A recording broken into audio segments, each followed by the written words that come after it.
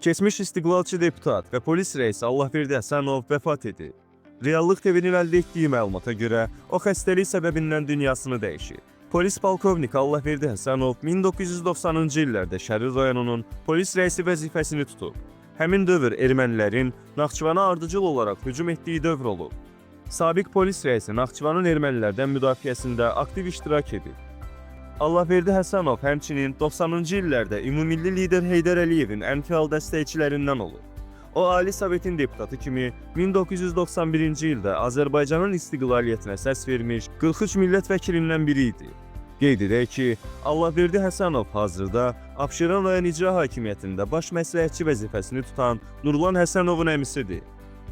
Biz də Reallıq TV adından Allahverdi Həsənova Allah rəhmət eləsin deyir, ailəsinə səbir diləyirik.